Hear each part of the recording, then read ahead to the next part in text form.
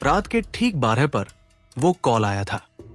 एक ऐसा कॉल जिसने मेरी जिंदगी का सबसे डरावना केस मेरे हाथों में ला दिया। उस कॉल के बाद मुझे 2 बातें समझ आ गई थी। पहली, ये मामला किसी आम हत्या का नहीं है, और दूसरी, मैं इस केस से जिंदा वापस लौटूं इसकी कोई गारंटी नहीं। मैं डिटेक्टिव अयान मल्होत्रा, दिल्ली पुलिस के साथ जुड़े हुए एक सीनियर इन्वेस्टिगेशन अफसर हूं। अब तक सैकड़ों केस सुलझाए हैं, लेकिन जो डर, जो रहस्य और जो सिहरन उस रात की हवेली में मैंने महसूस की, उसे शब्दों में बयां करना मुश्किल है। 12 जून की रात थी जब मेरे मोबाइल पर एक अननोन नंबर से कॉल आया। हेलो अयान साहब, मैं इंस्पेक्टर विक्रम बोल रहा हूं। हमें तुरंत आपकी जरूरत है। एक पुरानी हवेली में एक अजीब हत्या हुई है। मरने वाली लड़की की आंखें खुली की खुली रह गई और उसके चेहरे पर ऐसा खौफ है जैसे मरने से पहले उसने कुछ बेहद भयानक देखा हो। मैंने बिना समय गंवाए अपना कोट उठाया, अपनी रिवॉल्वर कमर में डाली और अपनी कार स्टार्ट कर दी। गूगल मैप पर लोकेशन थी शिवपुर गांव की वीरान हवेली। शहर से बाहर जंगल के बीचों बीच बसी हुई वो हवेली जिसके बारे में किस्से कहानियां मैं बचपन से सुनता आया था, लेकिन कभी सोचा नहीं था कि एक दिन मैं खुद वहां जाऊंगा एक मर्डर की जांच करने। रात के करीब 2 बजे मैं हवेली पहुंचा। इंस्पेक्टर विक्रम और उनकी टीम पहले से वहां मौजूद थी। हवेली के बाहर घना जंगल था और अंदर से एक सन्नाटा जो कानों में चीख सा करता था। हवेली के गेट पर जंग लगी थी। जमीन पर धूल जमी हुई थी, लेकिन उसी पर एक जोड़ी ताजे कदमों के निशान साफ नजर आ रहे थे। जैसे ही हम अंदर घुसे, हवेली की दीवारों से सीलन की बदबू आ रही थी। हर कमरे में एक ठंडी हवा का झोंका और सीढ़ियों पर पड़े खून के निशान हमें ऊपर की मंजिल की ओर खींच रहे थे। कमरे में एक लड़की की लाश पड़ी थी। करीब 22 साल की होगी। आंखें खुली, चेहरा सफेद और होंठ जैसे कुछ कहने को थमे हुए। उसके गले पर किसी नुकीली चीज के निशान थे, लेकिन कमरे में ना कोई हथियार मिला, ना कोई खिड़की टूटी थी, ना कोई जबरदस्ती का निशान। सब कुछ बहुत शांत और डरावना था। इंस्पेक्टर विक्रम ने कहा, कमरा अंदर से बंद था। बाहर से कोई दाखिल नहीं हो सकता था। किसी को आते जाते भी नहीं देखा गया। ये सुनकर मेरे होश उड़ गए।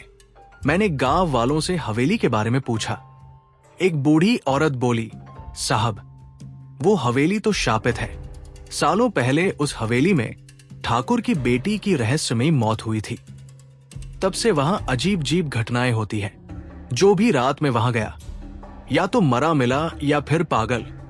मैंने ये बात रिकॉर्ड की और उसी रात हवेली में अकेले रुकने का फैसला किया, क्योंकि सच्चाई डर से बड़ी होती है। रात के ठीक 15 मिनट पर एक खिड़की अपने आप खुल गई। हवेली की घड़ी अपने आप चलने लगी, जबकि उसे कोई छुए तक नहीं। मैं जैसे ही उस कमरे की ओर बढ़ा जहां लड़की की लाश मिली थी, मुझे उसके पैरों की चूड़ियों की आवाज सुनाई दी और तभी कमरे का दरवाजा अपने आप बंद हो गया। मैंने अपनी रिवॉल्वर निकाली, लेकिन उस कमरे में कुछ नहीं था, सिर्फ एक पुराना आईना जिसमें मुझे अपनी परछाई के अलावा कोई और दिखाई दी। एक लड़की सफेद साड़ी में जो पल भर में गायब हो गई। सुबह होते ही मैंने लाश की फॉरेंसिक रिपोर्ट मंगवाई। रिपोर्ट ने चौंका दिया। लड़की की मौत दिल का दौरा पड़ने से नहीं, बल्कि घबराहट और अत्यधिक मानसिक आघात से हुई थी। जैसे उसने कुछ ऐसा देखा हो जो इंसानी समझ से परे हो। मैंने लड़की की पहचान की। उसका नाम था रागिनी और वो पैरानॉर्मल इन्वेस्टिगेटर थी, यानी वो आत्माओं, प्रेत और भूतिया घटनाओं पर रिसर्च करती थी। क्या वो खुद किसी भूतिया ताकत की जांच में गई थी? हवेली के एक पुराने संदूक से मुझे रागिनी की डायरी मिली। उसके पन्नों पर खून के धब्बे थे और आखिरी पन्ने पर सिर्फ एक ही लाइन लिखी थी, मैंने उसे देख लिया है, अब वो मुझे छोड़ने वाली नहीं। जब इंसान अपनी आंखों से वो देखता है जो देखना उसकी समझ के परे है, तो वो या तो पागल हो जाता है या जासूस। मैं जासूस था, लेकिन उस रात के बाद मैं कब पागल होने लगा मुझे खुद नहीं पता चला।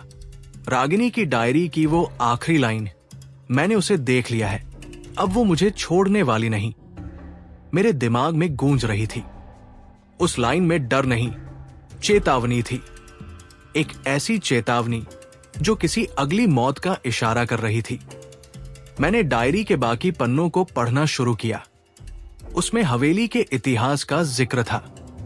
किस तरह उस हवेली में एक अंग्रेज अफसर ने ठाकुर की बेटी का शोषण किया था और फिर उसे मार दिया।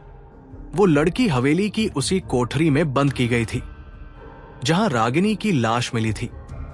अगली सुबह मुझे इंस्पेक्टर विक्रम का फोन आया। आवाज कांप रही थी। अयान साहब, आपने अकेले रात में वहां क्यों रुके? दूसरी मौत हो गई है। हमारी टीम का कांस्टेबल राजेश, जो बाहर निगरानी कर रहा था, उसकी लाश हवेली के पिछवाड़े मिली है। उसकी आंखें भी खुली की खुली रह गई। मैं वही बैठ गया। 2 मौतें एक ही ढंग से, और दोनों की आंखों में वही खौफ। क्या हवेली में वाकई कुछ था, या ये कोई बहुत चालाक कातिल था जो अंधविश्वास के पर्दे में छिपा था? मैंने उस रात फिर हवेली में रुकने का निर्णय लिया, इस बार कैमरा और रिकॉर्डिंग डिवाइस के साथ। रात के 2:50 पर मुझे एक धीमी सी सिसकी सुनाई दी। फिर किसी के फुसफुसाने की आवाज, तू भी मरेगा जैसे वो मरे, मेरी सजा अभी बाकी है। मैंने कैमरे की रिकॉर्डिंग देखी, लेकिन उसमें कुछ नहीं था। लेकिन मेरे कानों ने जो सुना वो झूठ नहीं हो सकता। मैं धीरे धीरे उसी कमरे की ओर गया जहां रागिनी मरी थी। वहां पहुंचते ही हवा एकदम ठंडी हो गई। मेरे हाथ कांपने लगे और तभी मुझे आईने में वही लड़की दिखाई दी। इस बार उसका चेहरा साफ था। वही ठाकुर की बेटी। क्यों आई तू यहां? मेरी कहानी अधूरी है। मुझे इंसाफ चाहिए। मुझे वो नाम चाहिए जिसने मेरा सब कुछ छीना। मैंने कांपती आवाज में पूछा, क्या रागिनी ने तुम्हारी कहानी जान ली थी? क्या इसलिए उसकी मौत हुई? आत्मा बोली, उसने मेरा सच जाना, लेकिन वो डर गई, और अब तू भी डरेगा। पर भाग मत, वरना अगला नंबर तेरा होगा। हवेली की तहखाने में मुझे रागिनी का लैपटॉप मिला।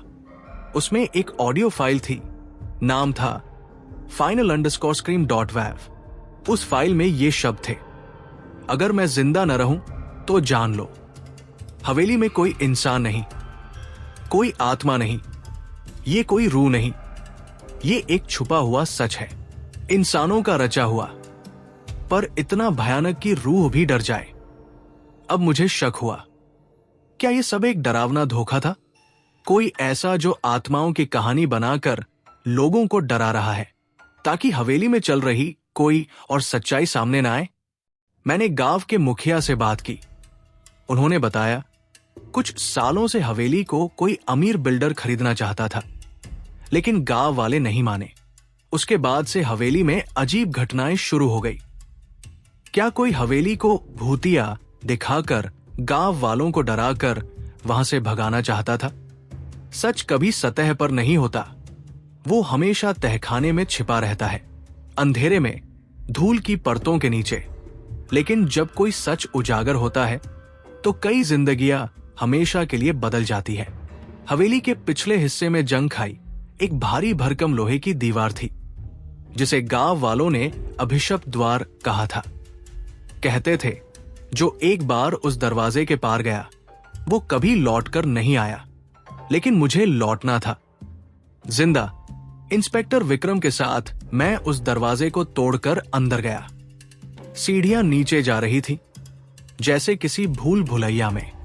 दीवारों पर खून जैसे निशान थे, कुछ पुराने, कुछ ताजा। नीचे पहुंचकर जो देखा उसने मेरे होश उड़ा दिए। वहां एक मॉडर्न निगरानी रूम था, सीसीटीवी स्क्रीन्स, रिकॉर्डिंग सिस्टम और कंप्यूटर। हवेली के हर कोने में कैमरे लगे थे। मैंने रिकॉर्डिंग चेक की। रागिनी और कांस्टेबल राजेश की मौतें इन कैमरों में कैद थी। लेकिन डरावनी बात यह थी कि दोनों के मरने से कुछ मिनट पहले कैमरे अपने आप ब्लैकआउट हो जाते थे। कोई टेक्निकल गड़बड़ी नहीं थी। ये जानबूझकर किया गया था। हवेली के तहखाने में एक पुराना नक्शा मिला। उसमें हवेली के नीचे एक सुरंग दिखाई गई थी जो दूर जंगल के बीच एक खंडहर तक जाती थी। शायद ये सुरंग ही असली राज थी, आत्मा के आने जाने की नहीं, बल्कि किसी इंसान की छुपकर गतिविधियां चलाने की। मैं और विक्रम उस सुरंग में गए। रास्ता लंबा, दमघोंटू और अंधकारमय था। दीवारों पर उकेरे गए अजीब चिन्ह और खून के धब्बे किसी रीतिकालीन बलि प्रथा की तरफ इशारा कर रहे थे।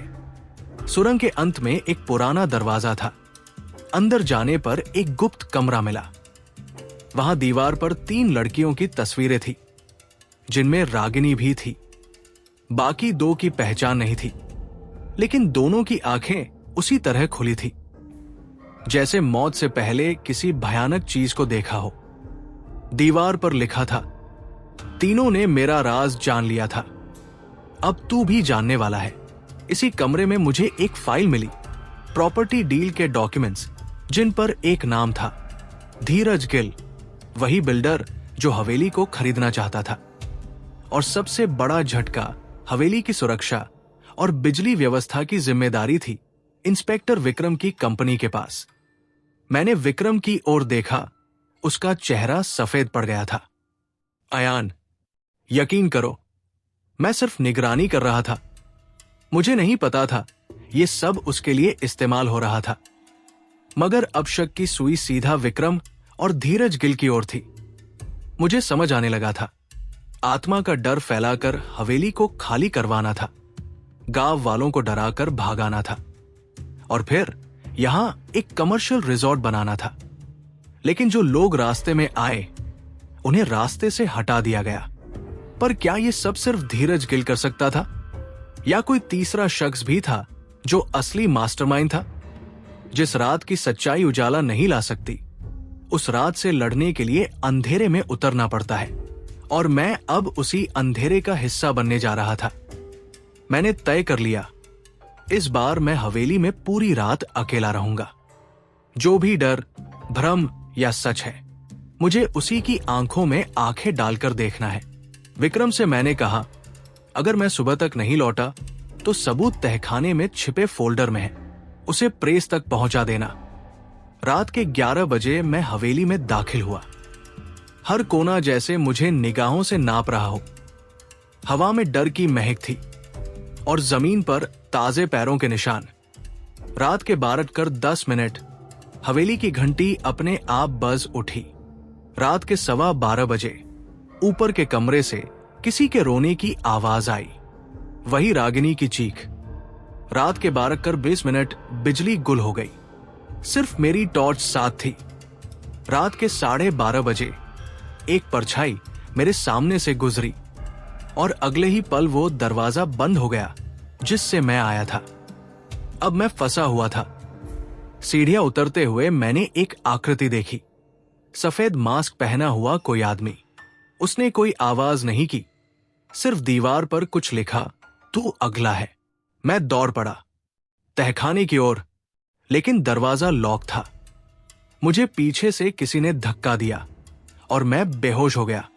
जब होश आया, मैं एक गंदे से कमरे में था। दीवार पर वही 3 लड़कियों की तस्वीरें, लेकिन अब एक चौथी तस्वीर भी थी मेरी। मैं समझ गया, मुझे शिकार बना लिया गया है। मेरी हर हरकत पहले से रिकॉर्ड की जा रही थी। वही एक रिकॉर्डिंग प्ले होने लगी। अयान मल्होत्रा, तुम्हें लगता है कि तुम सच के इतने करीब हो? सच ये है कि ये हवेली सिर्फ एक कवर है, असली खेल बहुत बड़ा है। अचानक दरवाजा खुला और सामने खड़ा था विक्रम। हाथ में पिस्तौल थी, उसकी आंखों में ग्लानि थी। माफ करना अयान, मैं ये सब रोकना चाहता था, लेकिन जब सबूत मेरे खिलाफ इकट्ठे हो गए तो मैं भी जाल में फंस गया। मैंने पूछा, क्या तुमने रागिनी को मारा? विक्रम ने सिर झुका लिया। नहीं, लेकिन मैं जानता हूं किसने मारा। उसने एक नाम लिया, डॉक्टर अंशुमान रॉय, हवेली का असली मालिक, जो पागलपन और हत्या के केस में बरसों पहले गायब हो गया था और अब वापस लौट आया है अपने खेल को खत्म करने। तभी जमीन हिली, एक धमाका हुआ और कमरा धुएं से भर गया। कोई गैस छोड़ी जा रही थी। हम दोनों दौड़ पड़े, लेकिन दरवाजा बाहर से लॉक था। विक्रम ने एक ईंट हटाकर सुरंग का रास्ता खोला। भाग अयान, ये आखिरी मौका है। मैं भागा, लेकिन पीछे मुड़कर देखा, विक्रम वही रह गया। शायद हमेशा के लिए। कभी कभी सच्चाई जानने के लिए अंधेरे के सबसे गहरे कोनों में उतरना पड़ता है, और मैं अब उसी सच्चाई के करीब था। अगली सुबह मैं उस जगह पहुंचा जिसे स्थानीय लोग शापित खंडहर कहते थे। पुराने जमाने की एक हवेली की राख, टूटी दीवारें और झाड़ियों से घिरी एक इमारत। कहा जाता था कि यहां पर एक सनकी डॉक्टर रहता था, डॉक्टर अंशुमान रॉय। वही नाम जो विक्रम ने अपनी आखिरी सांसों में लिया था। जैसे ही मैं अंदर गया, दीवारों पर वही चिन्ह दिखे जो हवेली में थे।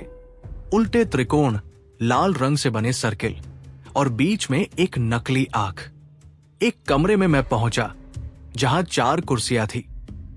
हर कुर्सी पर एक मरे हुए इंसान की फोटो चिपकी थी। उनमें से 3 को मैं पहचानता था, रागिनी, दीपिका और सारिका। चौथी तस्वीर मेरी थी, पर जल चुकी थी। एक वीडियो रिकॉर्डिंग ऑन हुई। स्वागत है अयान, तुम 5वां हिस्सा हो उस प्रयोग का जो मैंने 12 साल पहले शुरू किया था। मानसिक नियंत्रण, डर और आत्मा की कल्पना को असली बनाकर इंसानों को पागल करने का खेल। तुमने बहुत कुछ सुलझा लिया है, पर असली साजिश अभी बाकी है। मैंने एक अलमारी खोली। उसके भीतर एक डायरिया थी, डॉक्टर अंशुमान की। वो मानसिक रोगियों पर अवैध प्रयोग करता था, और उन रोगियों में से एक विक्रम भी था। हां, वही इंस्पेक्टर विक्रम जिसने मुझे फंसने से बचाया था। एक नकली इंस्पेक्टर जिसे डॉक्टर ने दोहरी पहचान दी थी, कभी मददगार, कभी हत्यारा।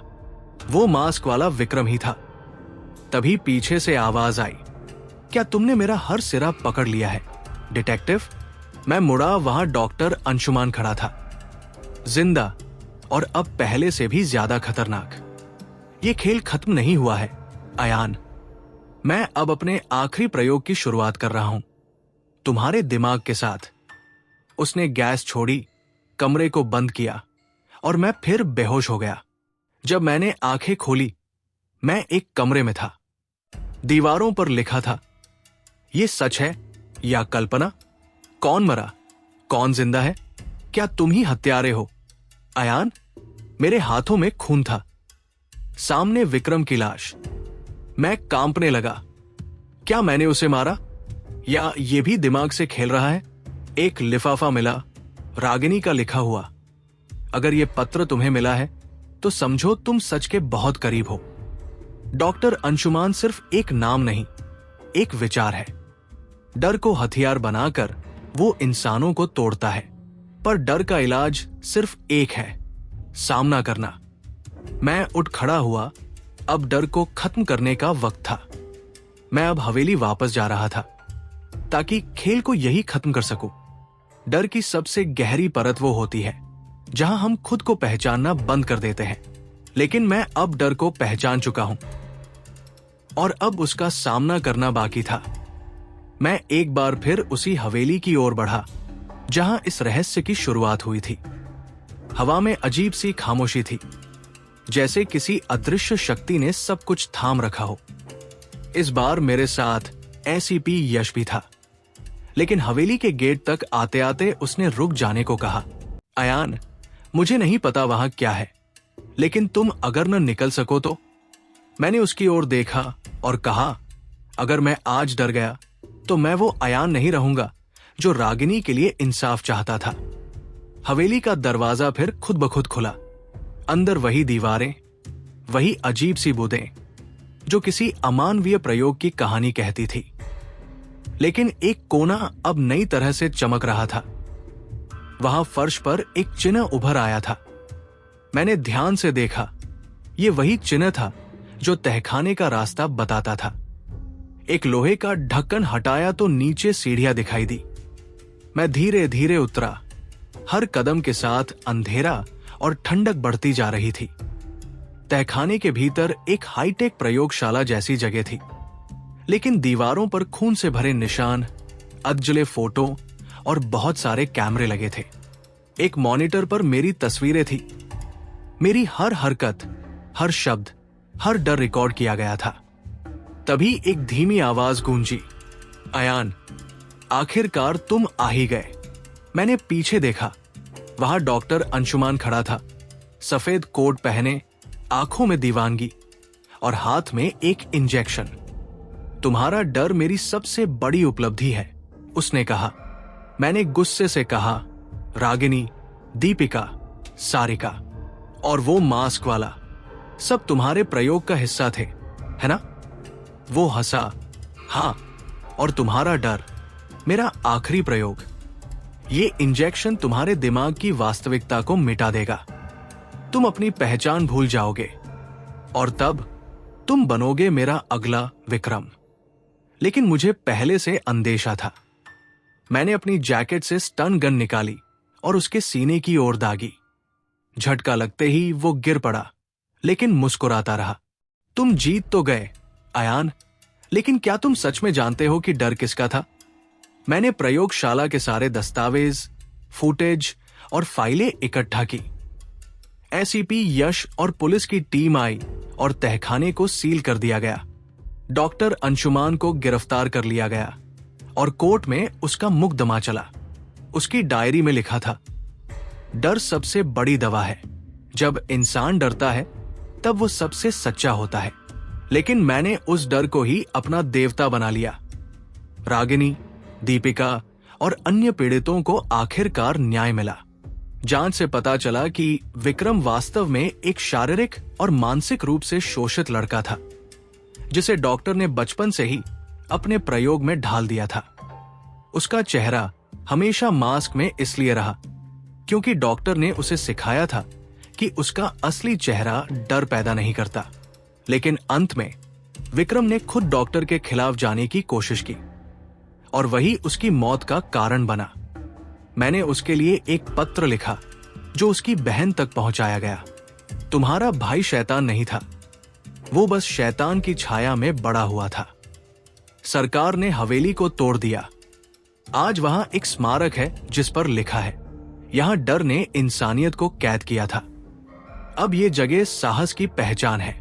मैंने केस की सारी घटनाओं को एक किताब का रूप दिया, मन का भूत। वो किताब आज कई थेरेपिस्ट्स और छात्रों द्वारा पढ़ी जाती है ताकि लोग जान सके कि डर केवल एक भावना नहीं, एक हथियार भी हो सकता है। मैं डिटेक्टिव अयान मल्होत्रा डर की गलियों में भटका, लेकिन वहां से लौट कर आया। मैंने देखा कि असली भूत वो होते हैं जो हमारी आत्मा में पलते हैं, लेकिन अगर हम उन्हें पहचान ले तो हम उन्हें मिटा भी सकते हैं। अगर आपको यह वीडियो पसंद आया हो तो कृपया हमारे चैनल को सब्सक्राइब करें